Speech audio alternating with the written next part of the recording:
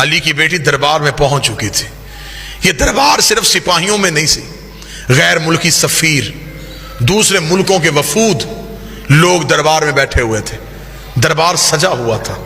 ان وفود میں، ان غیر ملکی سفیروں میں عیسائی بھی تھے، یہودی بھی تھے، مجوسی بھی تھے. انہوں نے پوچھا یزید یہ کون ہے؟ اس نے کہا محمد کی بیٹی. اس نے کہا تو نے کیا کیا؟ اس نے کہا میں نے نبی کے بیٹے کو قتل کیا. انہوں نے کہا کیوں قتل کیا؟ اس نے کہا اس لیے کہ حسین میرے اختیار کو نہیں مانتا تھا. میں بالکل عین تاریخ پڑھ رہا ہوں. حسین میرے اختیار کو نہیں مانتا تھا. اگر حسین میرے اختیار کو مان لیتا میں کبھی بھی حسین کو قتل نہ کرتا. حسین نے میرا اختیار نہیں مانا، اسے چاہیے تھا وہ میری بیعت کر لیتا. اس نے اختیار کو نہیں مانا، میں نے قتل کروا دیا.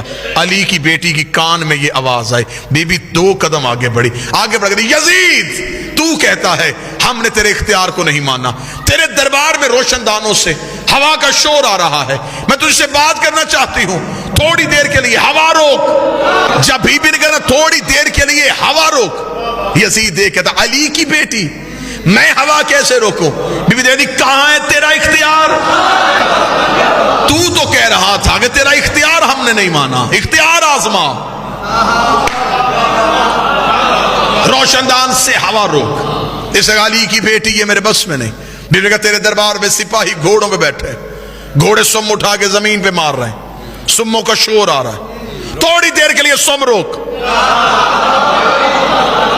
اسے کہا علی کی بیٹی میرے بس میں نہیں. جملہ بی بی نے اتنا وزنی کا کھڑے بھی ہو جاؤ تو جملے کا قد بڑا ہے. بی بی دیکھا دی تیرے جانور بھی تیرے اختیار میں نہیں، تو انسانوں پہ اختیار کی بات کر رہا ہے، تیرے تو گھوڑے تیرے اختیار میں نہیں. یہ کہنے کے بعد بی بی کا تیرے دربار میں اونٹ کھڑے، اونٹ گردنوں کو ہلا رہے ہیں، گلے میں گھنٹیاں ہل رہی ہیں، گھنٹیوں کا شور آ رہا ہے. تھوڑی دیر کے لیے اونٹوں کی گردنیں روک. اب غیر ملکی سفیر سن رہے تھے، پورا دربار سن رہا تھا، اور اکیلی علی کی بیٹی بول رہی تھی.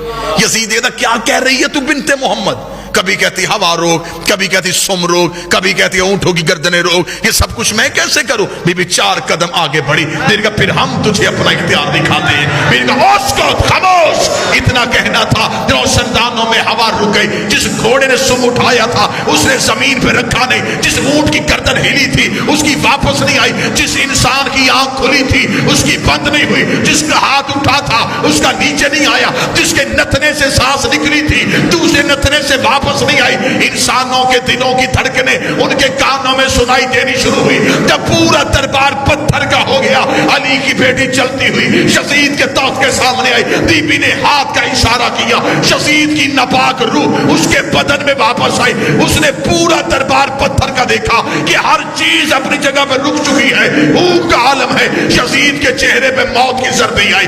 اس نے تخت پہ بیٹھ کر علی کی بیٹی مجھے معاف کر دے، علی کی بیٹی مجھے موت نہ دینا، علی کی بیٹی مجھے معاف کر دے. بی بی 2 قدم آگے بڑھی. بی بی نے کہا اب بتا، کہتی تو